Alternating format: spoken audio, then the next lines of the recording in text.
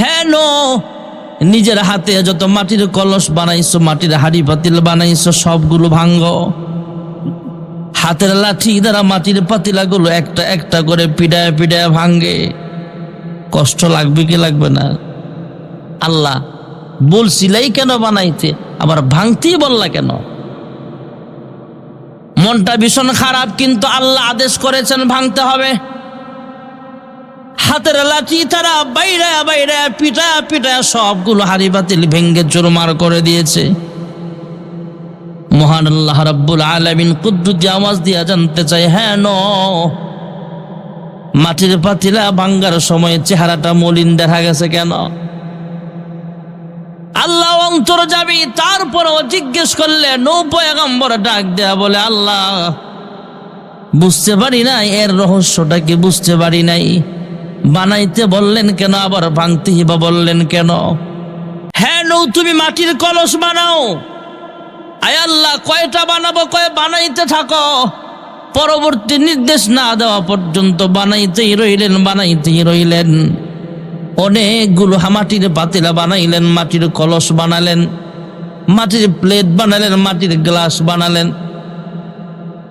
নির্দিষ্ট সময় পার হওয়ার পর আল্লাহ তাআলা ডাক দিয়া বলে, হ্যাঁ নিজের হাতে যত মাটির কলস বানাইছো, মাটির হাড়ি পাতিল বানাইছো, সবগুলো ভাঙ্গো। হাতের লাঠি দ্বারা মাটির পাতিলাগুলো একটা একটা করে পিডায় পিডায় ভাঙ্গে। কষ্ট লাগবে কি লাগবে না?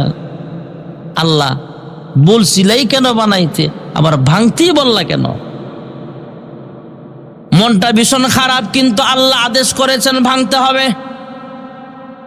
হাতের লাঠি তারা বাইরে বাইরে পিটা পিটা সবগুলো হাড়ি বাতিল ভেঙ্গে চুরমার করে দিয়েছে। মহান আল্লাহ রাব্বুল আলামিন কুদ্দুস আওয়াজ দিয়া জানতে চাই, হ্যাঁ মাটির পাতিলা ভাঙ্গার সময় চেহারাটা মলিন দেখা গেছে কেন? আল্লাহ অন্তর যাবি, তারপরও জিজ্ঞেস করলে পয়গম্বর ডাক দেয়া বলে, আল্লাহ বুঝতে পারি নাই, এর রহস্যটা কি বুঝতে পারি নাই। বানাইতে বললেন কেন, আবার ভাঙতে বা বললেন কেন? আল্লাহ ডাক দেয়া বলে, হ্যাঁ ভাঙ্গার সময় তোমার মায়া লাগছে? কয় হা, কারণ মাটির পাতিলাগুলো নিজের হাতে কষ্ট করে বানালাম। মাটির পাতিলা বানাইতে গেলে সাধারণ মাটি দিয়া সরাসরি মাটির পাতিলা বানানো সম্ভব হয় না। এই মাটিটাকে প্রসেসিং করতে হয়। ইট বানাইতে গেলে সরাসরি মাটিটা চুলায় দিলে ইট হবে না। এই মাটিটাকে ইট হবার উপযোগী বানাইতে হবে, সুন্দর করে ইটের মতো বানায়া তারপরে শুকাতে হবে। মাটির পাতিলা বানাইতে অনেক কষ্ট। মাটির পাতিলা বানাইলাম, রোদ্রে শুকাইলাম, কুয়াশার পানি আর বৃষ্টির পানিতে যাতে না ভিজে, তাই পলিথিন দিয়ে সুন্দর করে সাজায়া গুছায়া রাখলাম, ঢাইকা রাখলাম। আয় আল্লাহ বানাইতে বললেন কেন, আবার নিজের হাতে কেন ভাঙ্গালেন? যেহেতু নিজের হাতে সুন্দর করে মাটির পাতিলাগুলো বানাইছিলাম, তাই নিজের হাতে ভাঙতে যায় আমার অন্তরে একটু মায়া লাগছে। সুবহানাল্লাহ, সুবহানাল্লাহ। মহান আল্লাহ রাব্বুল আলামিন কুদ্দুস আওয়াজ দিয়া কয়, হ্যাঁ মাটির পাতিলা যখন ভাঙতেছিল কেউ চিৎকার করে কেঁদেছিল নাকি? কয় না। মাটির পাতিলার ভিতরে কান্নার কোনো শক্তি নাই। মাটির পাতিলার মধ্যে কথা বলার শক্তি দিয়েছ? কয় না। কয়ে মাটির পাতিলা যখন ভাঙতেছিল রক্ত ঝরেছে? কয় না, রক্ত হতো নাই। মাটির পাতিলা যখন ভেঙ্গেছিল দৌড়ায় কেউ পালাইছিল? কয় না, মাটির পাতিলার তো হাত পা নাই। আল্লাহ ডাক দিয়া কয়, হ্যাঁ মাটির পাতিলার হাত নাই, পা নাই, রূহ দাও নাই, কান্নার মতো শক্তিও দাও নাই, চোখ দাও নাই, জবান দাও নাই।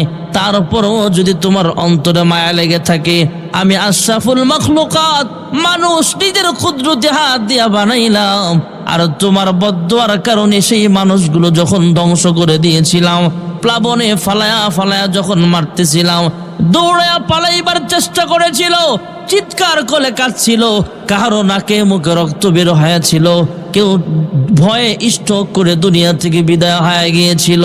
হ্যাঁ এই মানুষগুলোকে যখন আমি প্লাবনে ফালায়া ধ্বংস করেছিলাম, তখনও আমি আল্লাহর কুদরতি অন্তরে মায়া লাগছে, জোরে কোন সুবহানাল্লাহ। হযরত লুকমান হাকিম আলাইহিস সালামের কাছে একজন রোগী আসলেন, মুমূর্ষ রোগী, সম্ভবত ক্যান্সারের একজন রোগী। আয়েশা বলে, হে লুকমান হাকিম, এলাকার সব মানুষ মিলে তোমার কাছে আমাকে পাঠিয়েছেন, কি হয়েছে তোমার? ওই আমি হাসপাতালে গেলাম, হাসপাতালের চিকিৎসা ফেল, ডাক্তার আমাকে নাম কেটে হাসপাতাল থেকে বের করে দিয়েছে।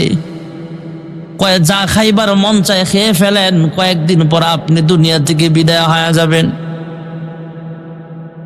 এই মুমূর্ষ রোগীটা ইন্টারন্যাশনাল হসপিটাল যেগুলো আছে, আন্তর্জাতিক পর্যায়ের হাসপাতাল, ওখানে যেও চিকিৎসা করালেন, সেখানে যেও কোনো সুস্থ হয় নাই।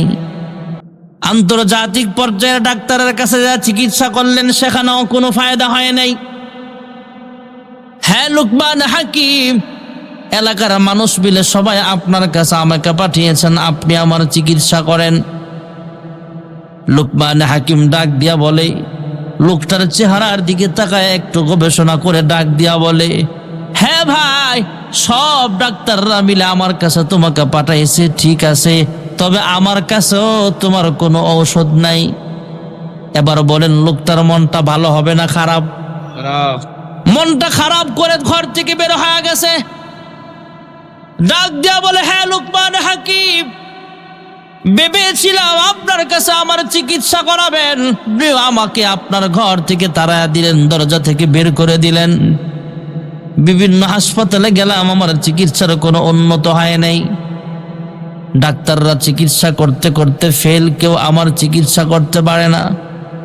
ভেবেছিলাম যুগের সবচেয়ে বড় হাকিম লুকমান হাকিম বুঝে আমার চিকিৎসা করবে। এই লোকটা মন খারাপ করে বাড়ির পথে রওনা হয়ে গেলেন। পথিমধ্যে যায় চিন্তা করলেন, বাড়িতে যায় কোনো লাভ নাই, যেহেতু কোনো ডাক্তাররাই আমার চিকিৎসা করতে চায় না। লুকমান হাকিম পর্যন্ত আমাকে তার দরজা থেকে বের করে দিয়েছে, আমার বাড়ি যায় কোনো লাভ নাই, যেহেতু আমি দুনিয়া থেকে বিদায় হয়ে যাব, আর বাড়ি ঘরের দিকে ফিরে যাব না। রাস্তা দিয়ে হাঁটতেছে, হাঁটতে হাঁটতে বিশাল বড় একটা পুরাতন কবরস্থান দেখা যায়। আল্লাহর বান্দা চিন্তা করলেন, ডাক্তার যেহেতু বলেছে কয়েকদিন পর আমি দুনিয়া থেকে বিদায় হয়ে যাব, আর বাকি সময়টা বাড়িতে যাইতে চাই না, এখন থেকেই কবরস্থানে থাকবার চেষ্টা করতে থাকি। আল্লাহর বান্দা কবরস্থানে ঘুমায়, রাত কাটায়, দিন কাটায়। হঠাৎ করে একদিন দেখে বিশাল বড় ঝড় বাতাস শুরু হয়ে গেছে, তুফান শুরু হয়ে গেছে, বৃষ্টি শুরু হয়ে গেছে। কবরের সাধারণ মাটিগুলো সরে যায়, বৃষ্টির পানিতে হঠাৎ করে একটা ঠুলি বের হয়েছে, পুরাতন মাথার ঠুলি। মানুষের মাথার মগজ গলে যায়, মানুষের মাথার চামড়াগুলো মাটি খেয়ে ফেলে, কিন্তু মাথার যে হাড্ডিটা আছে সেই হাড্ডিটা কিন্তু অনেক দিন পর্যন্ত থাকে। মাথার ঠুলিটা পড়ে আছে, বৃষ্টির পানি পড়তে পড়তে মাথার ঠুলির মধ্যে পানি জমছে। আল্লাহর বান্দা কবরস্থানে বৈশা বৈশা লক্ষ্য করে তাকায় দেখি বিশাল বড় একটা ভয়ঙ্কর সাপ তার দিকে আসতেছে। সাপটা যদিও আসতেছে, সাপটা মনে হয় অনেক বয়স্ক সাপ দেখা যায়, বয়স্ক বুড়া একটা সাপ আসতেছে। সাপটা তার দিকে আসুক আর যেই দিকে আসুক, লোকটা ভয় পেয়ে গেছে। ভয় পাবার পরও চিন্তা করে, আমি তো মরেই যাব, সাপ কামড় দিলে আমার আর কি হবে, আমি তো মরতেই চাই, মরার জন্যই তো কবরে আসছি, মরলে মেরে ফেলবো, সাপ যদি কামড় দেয় হয়তো মরে যাব, চিন্তা করে কোনো লাভ নাই। লোকটা হঠাৎ করে তাকায় দেখে তাকে কোনো আক্রমণ করে নাই, কিন্তু যেই মাথার ঠুরির মধ্যে পানি জমা আছে, বৃষ্টির পানি, ওই মাথার ঠুরির মধ্যে আইসা মুখ দিয়া পানিও খাইছে, বিষও ছাড়ছে। সুবহানাল্লাহ, সুবহানাল্লাহ। আল্লাহর বান্দা পুরাতন মাথার ঠুরির মধ্যে বৃষ্টির পানি, বৃষ্টির পানির মধ্যে সাপের বিষ। লোকটায় বলে, আর বেঁচে থেকে লাভ নাই, পেটের ব্যথা, বুকের ব্যথা আর সহ্য হয় না। এই লোকটা ওই বাটির মধ্যে যে পানি ছিল তথা পুরাতন কবরের মাথার ঠুরির মধ্যে যে পানি জমছে, সাপ আইসা বিষ ঢালছে, ওই বিষাক্ত পানিটা খেয়ে ফেললেন। জোরে কোন সুবহানাল্লাহ। আমাদের ধারণা হলো লোকটা দুনিয়া থেকে বিদায় হয়ে যাবে, না না, এটা উল্টা হয়ে গেল। এই লোকটা বিষাক্ত পানিটা খাওয়ার পরে কিছুক্ষণ পরে তাকায় দেখে নিজে নিজে অনুভব করতে পারছে। এই লোকটা অনুভব করলেন আল্লাহ তাআলা তার শরীরের সব রোগ আল্লাহ ভালো করে দিয়েছে। লোকটা যখন বুঝতে পারছে আমি সুস্থ, বাড়ির দিকে রওনা হয়েছে। বাড়ির পথে যায় চিন্তা করলেন বাড়িতে পড়ে যাব। আগে লুকমান হাকিম কেন আমাকে বের করে দিল কারণটা জিজ্ঞেস করে আসি। লুকমান হাকিমের কাছে যা বলে, হে লুকমান হাকিম, দুনিয়ার কোনো ডাক্তার আমার চিকিৎসা করতে পারে নাই, তুমি কেন ফিরাইয়া দিলা? হ্যাঁ লুকমান হাকিম, এমন এমন ঘটনা ঘটেছে, আমি সুস্থ হয়ে গেছি, কিন্তু তুমি তো বললা তোমার কাছে কোনো ঔষধ নাই, কেন আমাকে তুমি বিদায় করে দিলা? লুকমান হাকিম ডাক দিয়া কয়, হেরে ভাই, আমার সাথে রাগ করে কোনো লাভ নাই। আমি তো বলি নাই তোমার কোনো ঔষধ নাই, আমি বলেছি আমার কাছে কোনো ঔষধ নাই, তবে আল্লাহ তাআলা চাইলে তোমার রোগ মাফ করে দিতে পারে। জোরে কোন সুবহানাল্লাহ। রোগ হলে রোগ থেকে মুক্তি দেওয়ার মালিক, জোরে বলেন কে? আল্লাহ। আর জোরে ক আল্লাহ।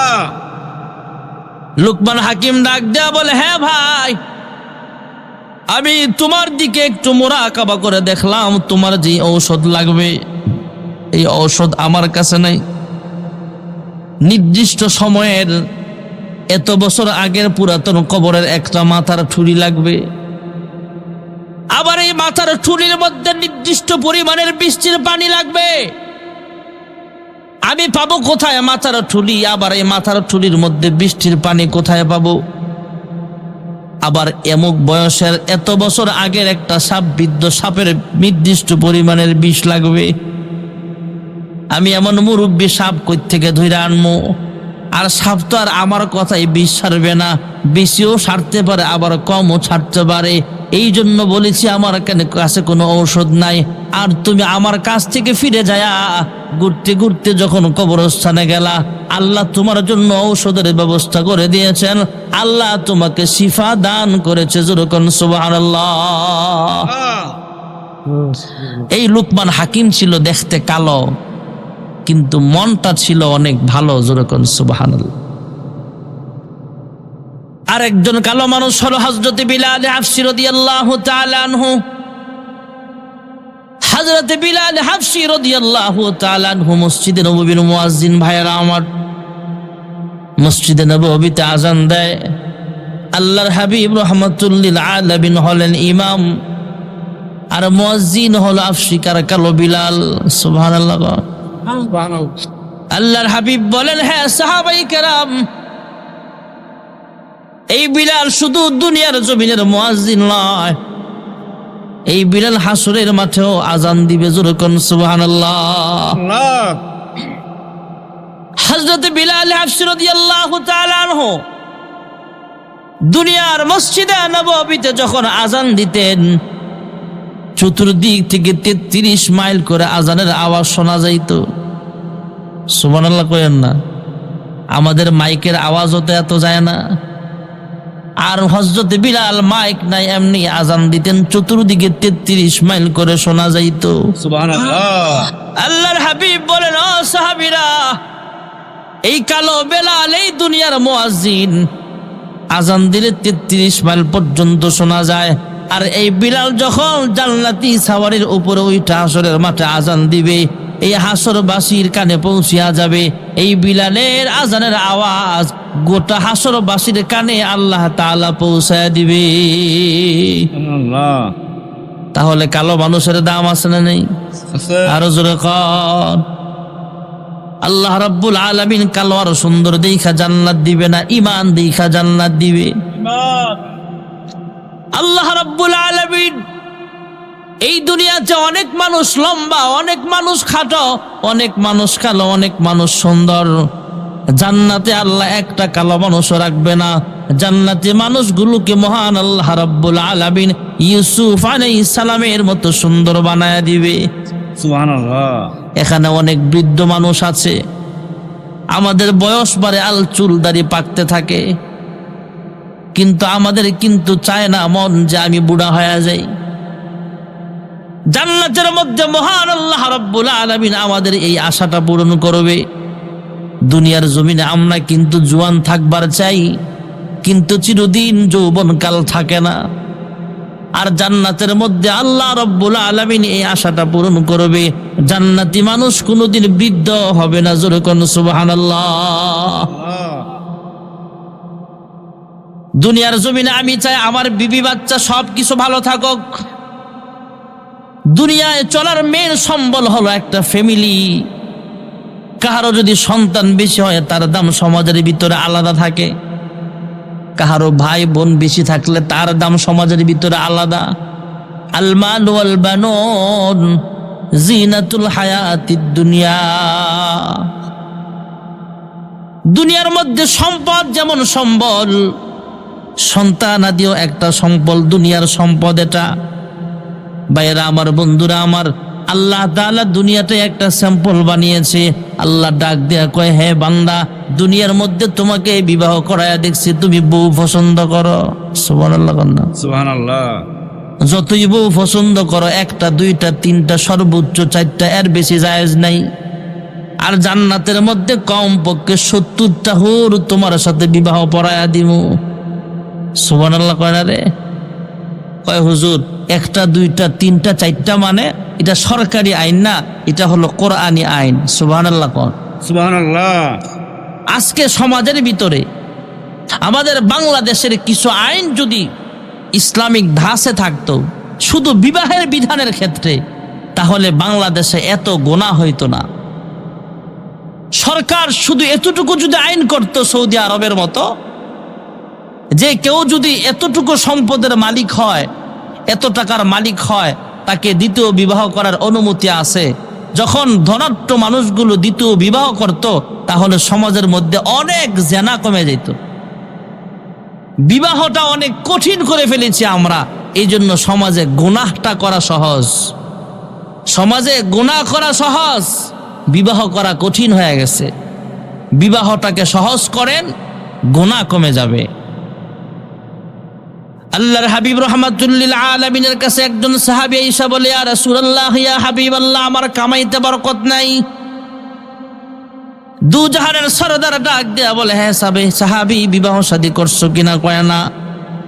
কয় যাও বিবাহ করে আসো। সুবহানাল্লাহ কন্যা, সুবহানাল্লাহ। আমাকে পোলাপেন যদি কামাই না করে আর যদি বিবাহ করতে যায়, আমরাই তো বিবাহ দিব না। আর আল্লাহর হাবিব বলতেছেন, যাও বিবাহ করো, আল্লাহ বরকত দেওয়ার মালিক। জোরে কোন সুবহানাল্লাহ। সুবহানাল্লাহ। যখন তোমার দুই পাও যাতাই খুশি সাথায় যাও, যখন তোমার 4 পাও সাবান কাপড় দিয়া যাও, যখন তোমার 6 পাও আব্বা গো তুমি কই যাও? ঠিক না বেঠি? বিয়া শাদী খোদার হাতে, খোদার কলম লড়ে না, খোদায় যারে কলম মারে সেই কলম আর ফিরে না। যার বউটা লম্বু লম্বু লম্বু, গাছ উঠি নাই খোল ফাড়তে, সুঙ্গাটে ডা লাগে না। ঠিক না বেঠি?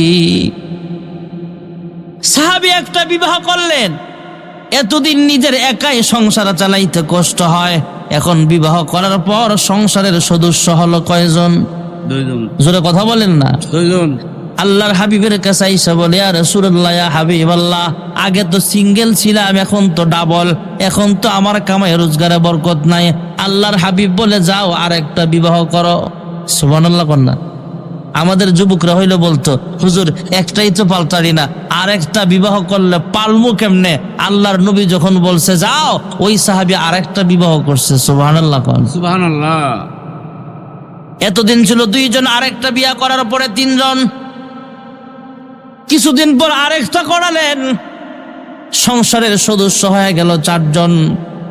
3 জন বউ, 1 জন হলো স্বামী। আল্লাহর হাবিবের কাছে এসে বলে, ইয়া রাসূলুল্লাহ, ইয়া হাবিবাল্লাহ, এখনো অভাব যায় নাই। আল্লাহ যেহেতু উম্মতি মুহাম্মাদের ব্যাপারে 4টা জায়েজ রাখছে, মাসনা ওয়া সুলাসা ওয়া রুবা, কোরআন শরীফের আয়াত বানায়া বানায়া বলছি না ভাইয়েরা আমার।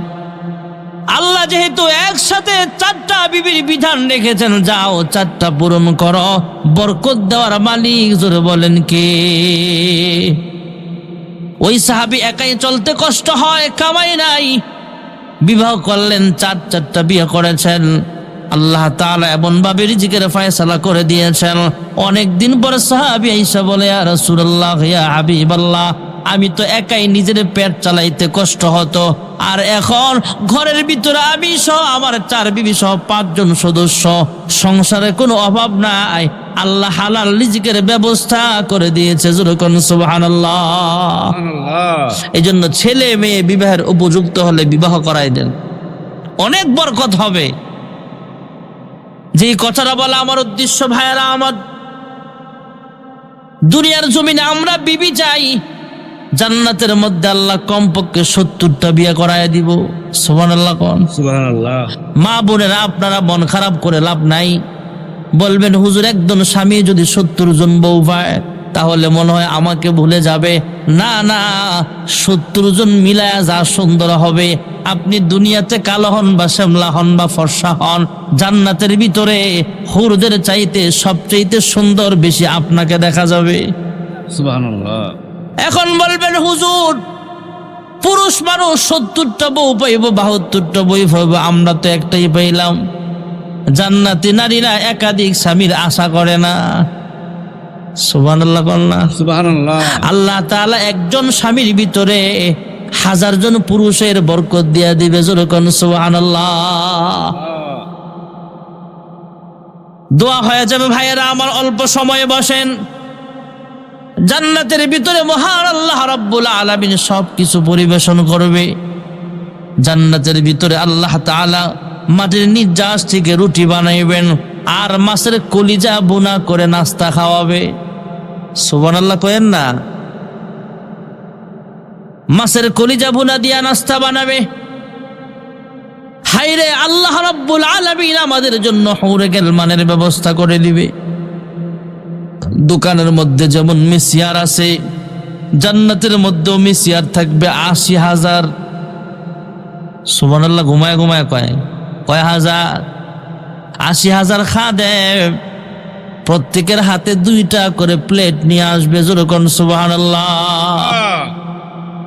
বলবেন, হুজুর এত খাবার খামু কেমনে? আপনার দেহটাও তো এমন থাকবে না, দেহটাও তো অনেক লম্বা হবে।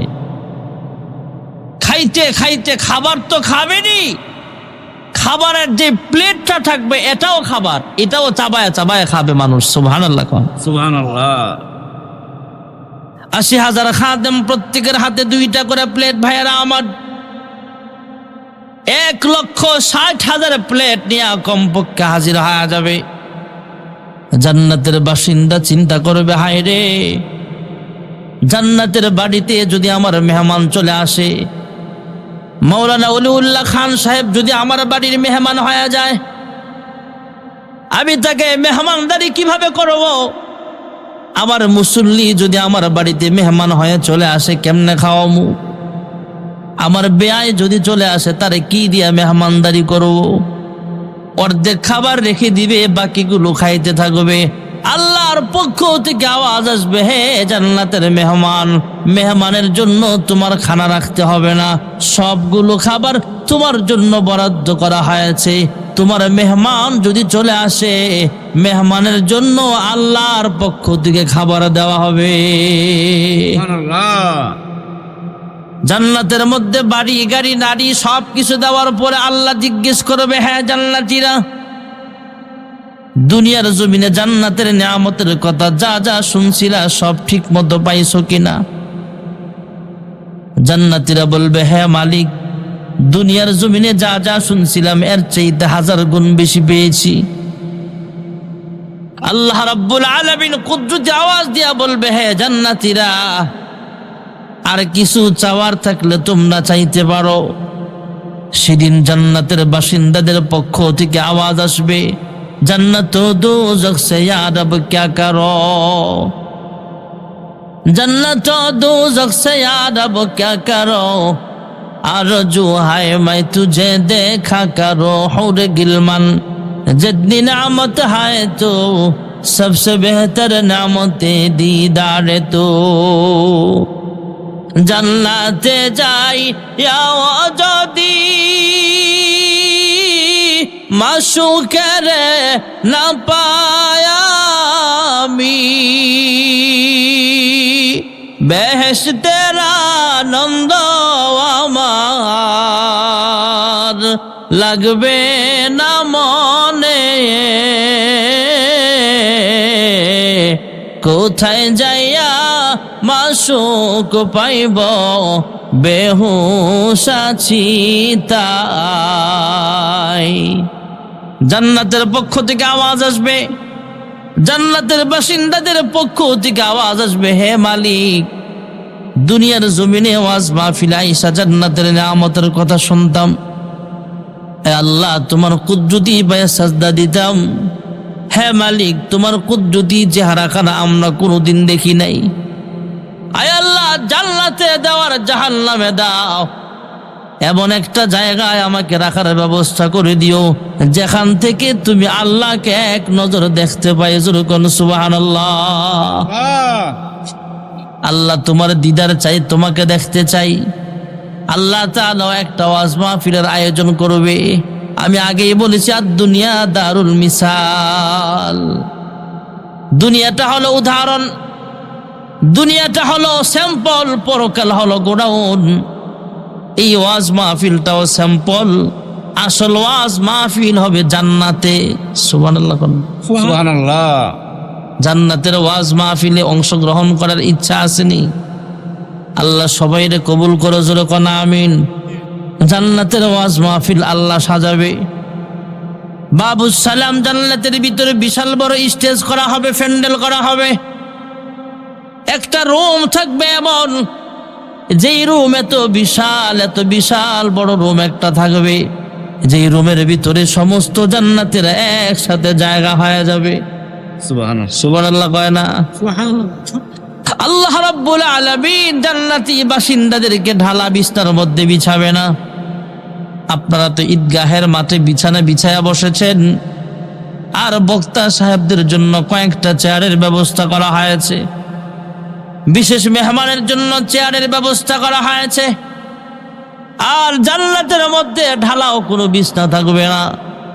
জান্নাতের বাসিন্দাদেরকে আলা ফুরুশিম মারফুআ আল্লাহ রাব্বুল আলামিন অর্ধশায়িত চেয়ার দিবে, যেই চেয়ারের উচ্চতা হলো জমিন থেকে আসমান পর্যন্ত। যুরকান সুবহানাল্লাহ।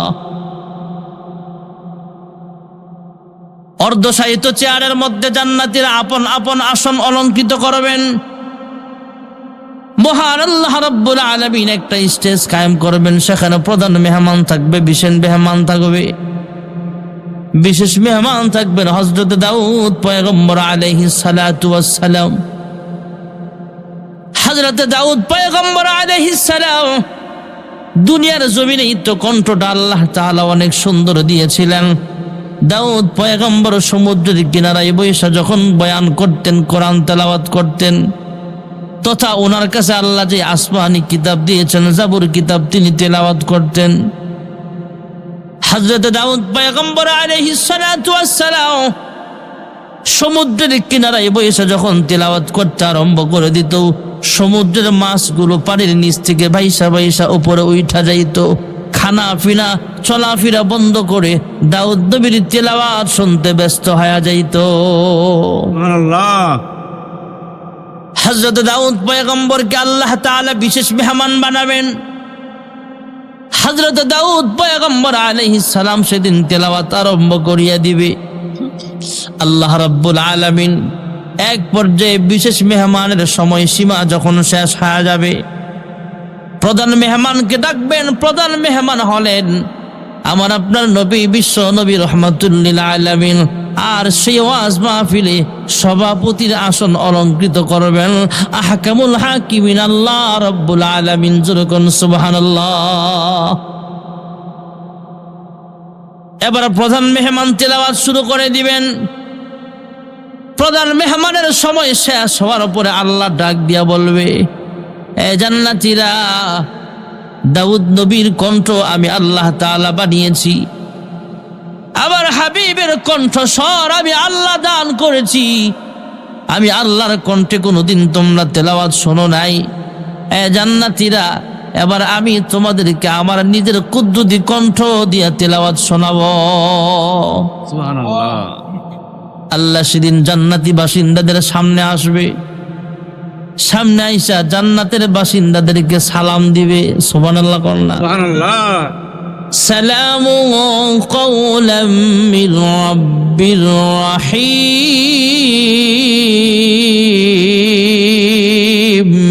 আল্লাহু আকবার। জান্নাতের বাসিন্দাদেরকে সালাম দিয়া দিবে। ভাইয়ারা আমার, জান্নাতি বাসিন্দাদেরকে মহান আল্লাহ রাব্বুল আলামিন কুদরতি জবান লড়াইয়া লড়াইয়া সালাম দিবে। আল্লাহ তাআলা কুদরতি আসনে বসবে। আমি একজন বক্তা সাহেব, আমার জন্য চেয়ারের ব্যবস্থা আছে, সভাপতির জন্য আলাদা চেয়ারের ব্যবস্থা আছে। আমি একজন বক্তা মানুষ, আমার জন্য যেমন চেয়ারের ব্যবস্থা, ভাইয়েরা আমার, বন্ধুরা আমার, চেয়ারম্যানের জন্য ইউনিয়ন পরিষদের চেয়ারের ব্যবস্থা আছে। পার্লামেন্টের ভিতরে সংসদ সদস্যদের জন্য চেয়ারের ব্যবস্থা আছে। মহান আল্লাহ তাআলা ডাক দিয়া বলে, হে বান্দা বান্দিরা রে, তোমরা মনে করেছো আমি আল্লাহর বুঝি চেয়ার নাই? আমি আল্লাহরও একটা কুদরতি কুরসি আছে। যেরকম সুবহানাল্লাহ। ভাইয়েরা আমার, বন্ধুরা আমার, আল্লাহ রাব্বুল আলামিন আল্লাহ তাআলার কুদরতি চেয়ারের ব্যাপারে কোরআনুল কারীমে আলাদা একটা আয়াত নাজিল করেছেন, আয়াতুল কুরসি। সুবহানাল্লাহ। নারে তাকবীর। আল্লাহু আকবার। মাওলানা জাহাঙ্গীর আলম জিহাদি সাহেবের আগমন।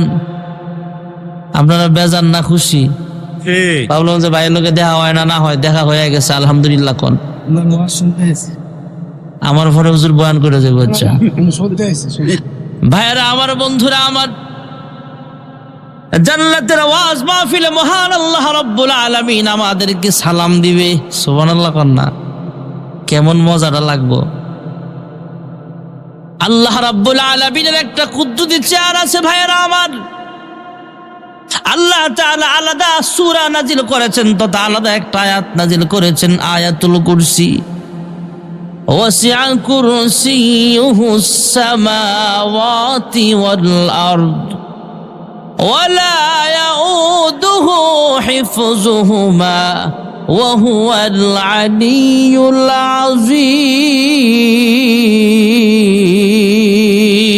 আযীম। মুহাব্বতে জোরে আল্লাহু আকবার। এ মিয়া মুসলমান, জাহাঙ্গীর আলম জিহাদি সাহেবরা দেখলে কিন্তু শয়তান ডরায় না, আমারে দেখলেও শয়তান ভয় পায় না, খান সাহেবরা দেখলেও কিন্তু ভয় পায় না। কিন্তু যখন আল্লাহু আকবারের আওয়াজ হয় তখন শয়তানের কলিজায় কম্পন সৃষ্টি হয়। সুবহানাল্লাহ। সুবহানাল্লাহ। এই জন্য মুসলমানের হাতিয়ার কিন্তু এটাই, জোরে আল্লাহু আকবার বলেন। এদেশে আল্লাহু আকবারের সুরে সূর্য ওঠে, এদেশে আল্লাহু আকবারের সুরে সূর্য ডুবে, এদেশের মাল্লা মাঝি কৃষক শ্রমিক সবার ঠোঁটে সোনরে লা ইলাহা ইল্লাল্লাহর জিকির উঠে। ঠিক না বে ঠিক? ইমানের তপ্ত আগুন জ্বলছে সবার বুকে বুকে, সে আগুন দেশ হতে দেশ দেশান্তর জ্বলতে হবে। এদেশে আল্লাহু আকবারের সুরে সূর্য উঠে, এদেশে আল্লাহু আকবারের সুরে সূর্য ডুবে। জোরে আল্লাহু আকবার। আল্লাহু আকবার। ওয়াসিআ কুরসিয়ুহুস সামাওয়াতি ওয়াল আরদ ওয়ালা ইয়াউদুহু হিফযুহুমা ওয়া হুয়াল আলিয়্যুল আযীম। আল্লাহু আকবার। আমি ম্যান যত বড়, আমার চেয়ারটাও তত বড়। আল্লাহ সবচেয়ে বড়, আল্লাহর চেয়ারটাও তত বড়। আল্লাহ রাব্বুল আলামিনের কুদরতি চেয়ারের মধ্যে 7 আসমান 7 জমিন পোটলা বানায়া আল্লাহর চেয়ারের মধ্যে রাখলে একটা টেনিস বলের মতো দেখা যাবে। যেরকম সুবহানাল্লাহ। আল্লাহ তাআলা কুদরতি আসন অলঙ্কৃত করবেন। ভাইয়েরা আমার, আল্লাহর হাবিব তিলাওয়াত করবেন, বিশেষ মেহমান দাউদ পয়গম্বর তিলাওয়াত করবেন। আল্লাহ তাআলা সেদিন কুদরতি জবান দিয়া নিজের কণ্ঠে আমাদেরকে তিলাওয়াত শোনাবে। জান্নাত ও দোজখ সে ইয়া রব ক্যা করো, जन्नत और दोज़ख से या रब क्या करो, आरज़ू है मैं तुझे देखा करो। हुर गिलमन जितनी नेमत है तो सबसे बेहतर नेमत दीदार तू। মহান আল্লাহ রাব্বুল আলামিন সূরাতুর রহমান তিলাওয়াত করে শোনাবেন। সুবহানাল্লাহ। সুবহানাল্লাহ। আমরা তো তিলাওয়াত করি আর রহমান আল্লামাল কুরআন খলাকাল ইনসানা আল্লামাহুল বায়ান। আমরা তো বলি তিনি রহমান, যিনি রহমান, তুমি রহমান। আর আল্লাহ নিজে যেহেতু তিলাওয়াত করবেন, আল্লাহ একটা শব্দ সংযোগ করে দিবে। আল্লাহ সেদিন একটা শব্দ বাড়ায় বলবে আনার রহমান, আমি তো রহমান। জোরে কোন সুবহানাল্লাহ। আনার রহমান আল্লামাল কুরআন খলাকাল ইনসানা আল্লামাহুল বায়ান। আল্লাহু আকবার। আল্লাহ রাব্বুল আলামিন সেদিন তিলাওয়াত করবেন, জান্নাতের বাসিন্দারা আল্লাহর কুদরতি চেহারার দিকে তাকায়া থাকবে। হাজার হাজার বছর পর্যন্ত পার হয়ে যাবে। এদিক দিয়ে জান্নাতি বাসিন্দাদের স্ত্রীগুলা, জান্নাতি বাসিন্দাদের জন্য হুরে গিলমানরা অপেক্ষা আছে। এরা আল্লাহর কাছে দরখাস্ত করবে, আল্লাহ জান্নাতীদেরকে ওয়াজ মাহফিল সমাপ্ত করে তাড়াতাড়ি জান্নাতে পাঠান। জান্নাতি বাসিন্দাদের আরামের ব্যবস্থা করি, জান্নাতি বাসিন্দাদের জন্য খাবারের ইন্তজাম করি, জান্নাতি বাসিন্দাদের জন্য আমরা সুন্দর আরামের বিছানার ব্যবস্থা করে রেখেছি। যেরকম সুবহানাল্লাহ। সুবহানাল্লাহ। হাজার হাজার বছর পার হয়ে যাবে, এক পর্যায়ে আল্লাহ রাব্বুল আলামিন জান্নাতের ওয়াজ মাহফিল সমাপ্ত করে দিবেন। মহান আল্লাহ রাব্বুল আলামিন জান্নাতি বাসিন্দাদের পিঠের মধ্যে কুদরতি হাত বুলায়া বুলায়া বলবে, হে জান্নাতীরা রে, আপন আপন জান্নাতে ফিরিয়া যাও, আপন আপন ঘরে ফিরে যাও।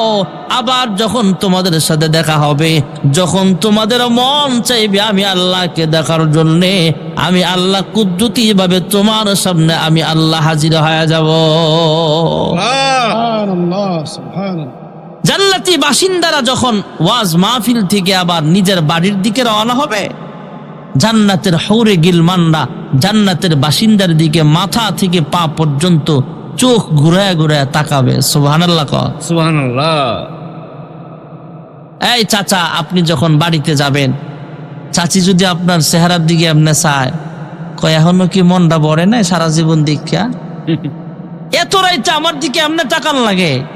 জান্নাতের বাসিন্দাও বলবে, কি হয়েছে তোমাদের, আমাকে কি চিনতে ভুল হয়, আমি কি ভুল বাড়িতে ঢুকলাম নাকি? সুবহানাল্লাহ। কোন সুবহানাল্লাহ।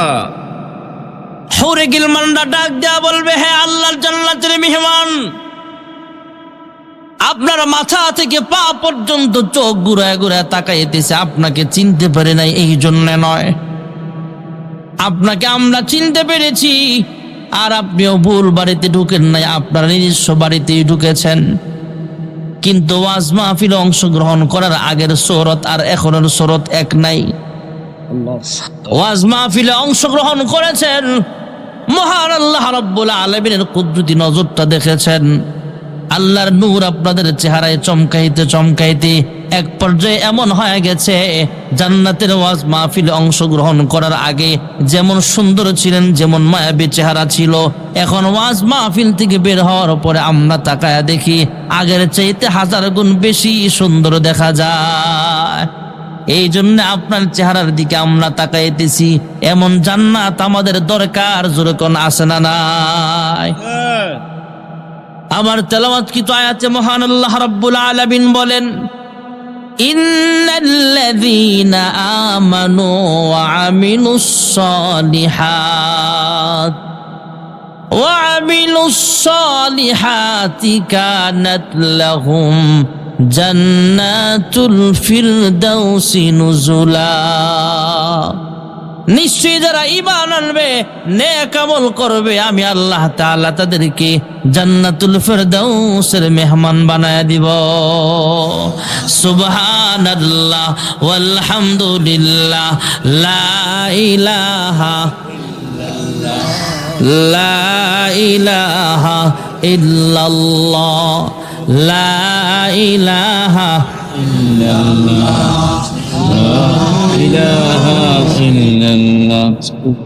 লা ইলাহা ইল্লাল্লাহ মুহাম্মাদুর রাসূলুল্লাহ সাল্লাল্লাহু আলাইহি ওয়াসাল্লাম। জান্নাতের ওয়াজ মাহফিলে যাওয়ার জন্য, জান্নাতে যাওয়ার জন্য এমনি এমনি যাওয়া যাবে না, কিছু আমলের দরকার আছে না নাই? আমরা তো ইমানদার পড়ে নিয়েছি লা ইলাহা ইল্লাল্লাহ মুহাম্মাদুর রাসূলুল্লাহ, আল্লাহ ছাড়া কোনো মাবুদ নাই, হযরত মুহাম্মদ সাল্লাল্লাহু আলাইহি ওয়াসাল্লাম আল্লাহর রাসূল। ঈমান আনার পরে সর্বপ্রথম যে আমলটা, এটা হলো 5 ওয়াক্ত নামাজ। নামাজ শুধু পুরুষরা পড়বে, মহিলাদের লাগবে না। মহিলা পুরুষ সবার জন্য পর্দা করা ফরজ, শুধু মহিলাদের না, পুরুষেরও। পুরুষ মহিলা সবার উপরে পর্দা করা ফরজ। নামাজ, রোজা, হজ যাদের উপরে ফরজ, হজ্জে বাইতুল্লাহ যাবেন। অনেক মানুষ আছে পয়সাওয়ালা, কয় আরেকটু বয়স হয়ে লোক তারপরে হজে যাবো। আর আল্লাহর হাবিব বলেন, তোমার উপরে হজ ফরজ, তুমি ইচ্ছে করে হজে যাও নাই, পরে যাবো কইরা তুমি ইহুদি হইয়া মারা যাও, খ্রিস্টান হইয়া মারা যাও, আমি আমি আমি নবী, তোমার এই ব্যাপারে কোনো জামিন হব না। নাউজুবিল্লাহ। যাদের উপরে জাকাত ফরজ, বৎসরে একবারে হিসাব করে জাকাত দেওয়া, এই আমলগুলো হলো মৌলিক আমল। তাছাড়া বহু সুন্নতের আমল আছে। টয়লেটে ঢুকার সময় বাম পাও দিয়া ঢুকা, ডান পাও দিয়া বের হওয়া। আপনার ঢুকার সময় দোয়া আছে, বের হইয়াও দোয়া আছে। মসজিদে প্রবেশ করার সময় বাম পাও, কোন পাও? মাশাআল্লাহ। বের হওয়ার সময় বাম পাও, দোয়া আছে তো। মহিলারা ঘর ঝাড়ু দিচ্ছেন, ঝাড়ু দেওয়ার আগে বিসমিল্লাহির রহমানির রহিম। রান্না করতেছেন, বিসমিল্লাহ বলে রান্না শুরু করেন, আল্লাহ বরকত দিবে। এরপরে মুসলমানের সাথে দেখা হলে সালাম দেওয়া, আসসালামু আলাইকুম ওয়া রাহমাতুল্লাহ। সালামের জবাব ওয়া আলাইকুম আসসালাম ওয়া রাহমাতুল্লাহ। আর অনেক আমল আছে, আমল করা আর গুনাহ থেকে বেঁচে থাকা। বর্তমানে এমন একটা গজব শুরু হয়েছে, হুদা লাইতে। আর এই গজবে সৌদি আরবরেও ধরছে, কালেমার পতাকাগুলো নামছে। আর কারবার দেখছেন না অবস্থা? পৃথিবীর সব জায়গায় থাকলেও ওরা সেফ থাকা দরকার ছিল, ওরাও নামছে। আবার খেলা জিততে আর্জেন্টিনার লগে জিততে বলারা মিছিল করছে। ওরে বাবা, পাগল দিকে কি এতই পাগল হতে হবে? আর আমাদের সমাজের প্রায় মাহফিলের শ্রোতা কম হওয়ার এটাও একটা কারণ। খেলা, তোমরা খেলা দেখো, আমরা ওয়াজ মাহফিলে বসে আছি। আমাদের কারণে তোমাদের উপরে আল্লাহ গজব দেয় না, নাইলে ঠাডা পড়তো। আমি গত 24 তারিখ বৃহস্পতিবার ঢাকা ধামরায় মাহফিল করে ইউনিভার্সিটির গল্লি দিয়ে ঢুকছি, ঢুইকা দেখি স্টেডিয়ামের চেয়ে মানুষ বেশি। এনো হাজার হাজার মানুষ খেলা দেখতেছে সেখানে। কি আজীব এক দেশ, বিশাল টিভি লাগায় খেলা দেখতেছে। আর মাশাআল্লাহ, রাজনৈতিক নেতারাও যেই সুব্যবস্থা করছে, ভোট আমরা দিতি না কারে দিবি, যে টিভি লাগায় দিছি তো করে। আকামের মধ্যে যত টাকা আমরা ঢালতেছি, সৌদি আরব সহ সেই খেলার পিছনে, মনে হচ্ছে এটা একটা মনে হয় জায়েজ, এমন মনে করতেছে ওরা।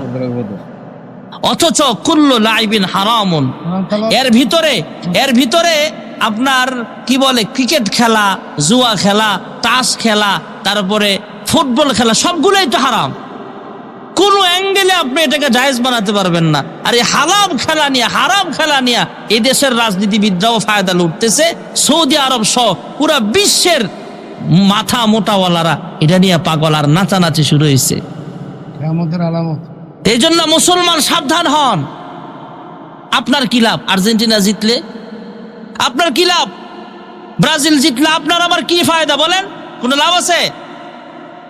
ভাই ভাই মারামারি, এক ভাই আর্জেন্টিনা, এক ভাই ব্রাজিল, দুনো ভাই পিটাপিটি লাগছে কদিন আগে। আর্জেন্টিনা হারলো কেন? কুমিল্লা একটা মরে গেছে ফাঁসি দিয়া। চিন্তা করছেন অবস্থা? কত বড় পাগল! ফুটবল খেলা। এই জন্য মুসলমান, যদিও শুনতে আপনাদের খারাপ লাগছে, যুগটা বড় ভালো না।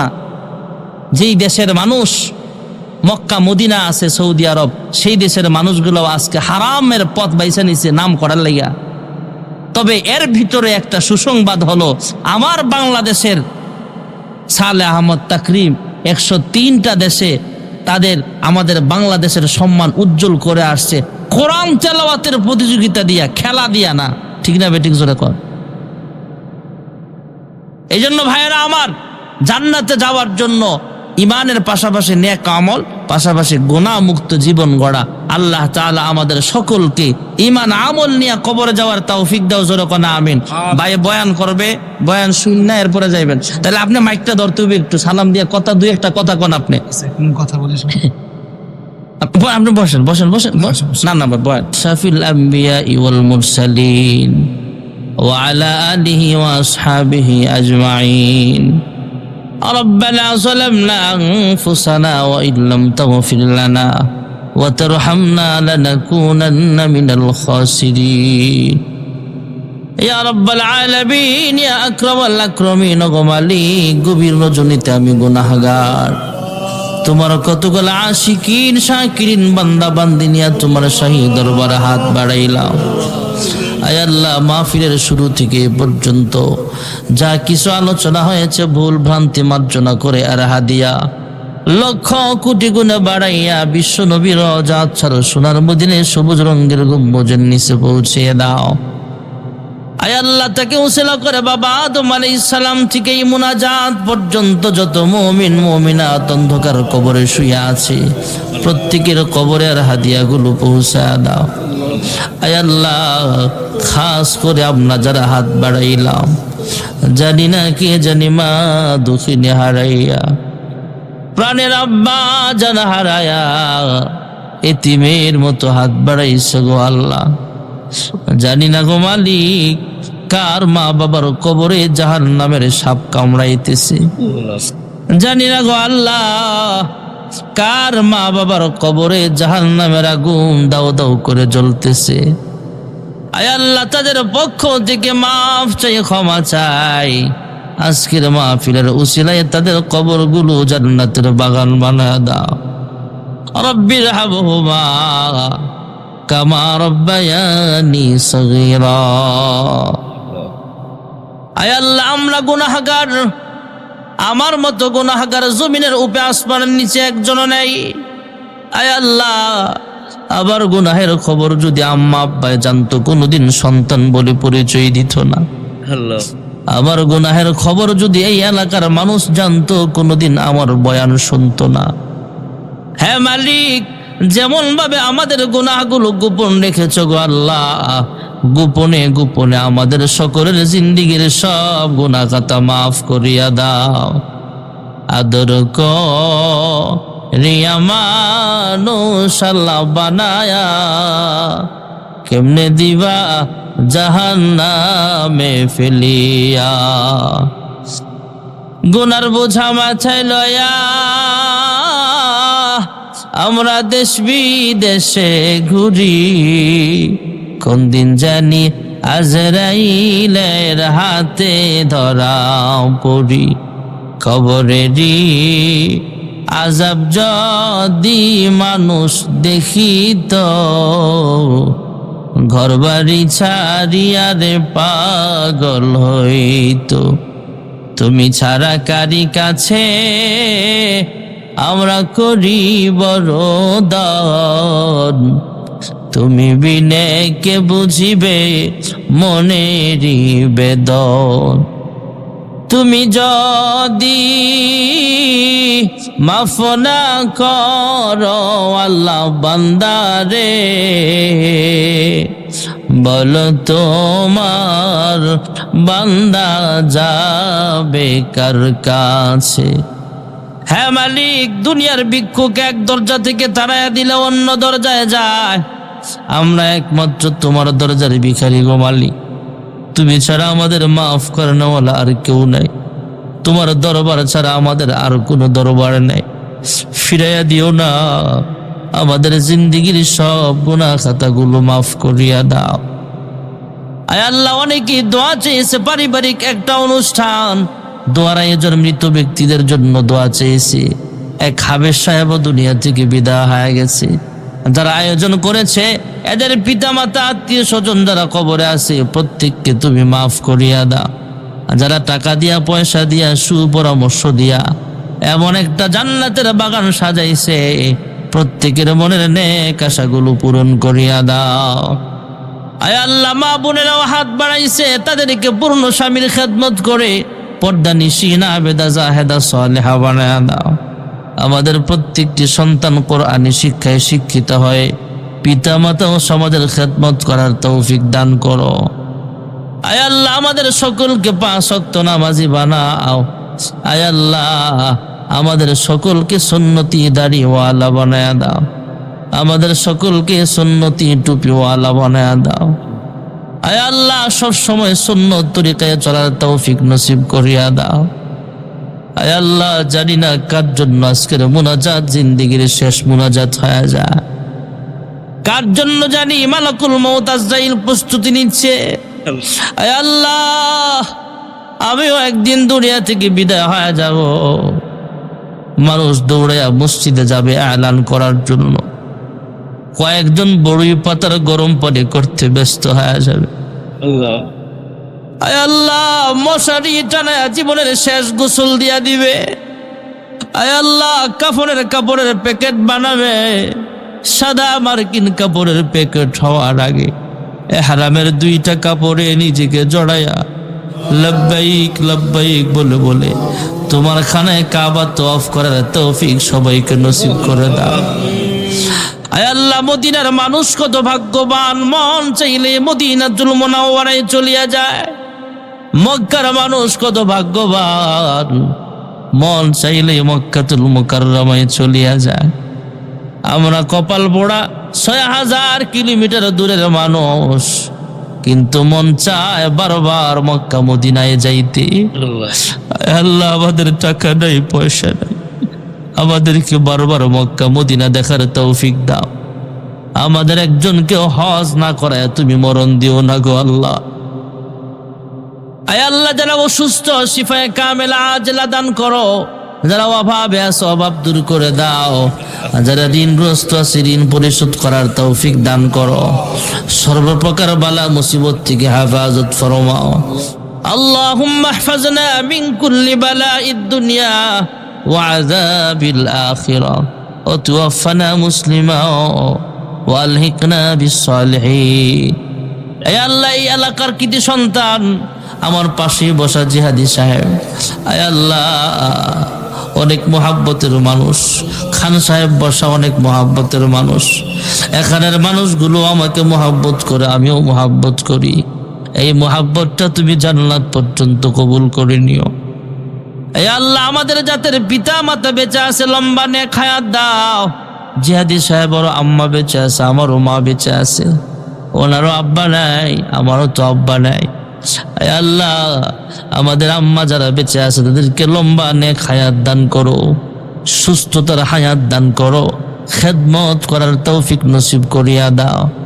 সুবহান রাব্বিকা রাব্বিল ইজ্জাতি আম্মা ইয়াসিফুন ওয়া সালামুন আলাল মুরসালিন ওয়ালহামদুলিল্লাহি রাব্বিল আলামিন ওয়ারহামনা মাআহুম বিরহমাতিকা ইয়া আরহামার রাহিমিন। আসসালামু আলাইকুম ওয়া রাহমাতুল্লাহ।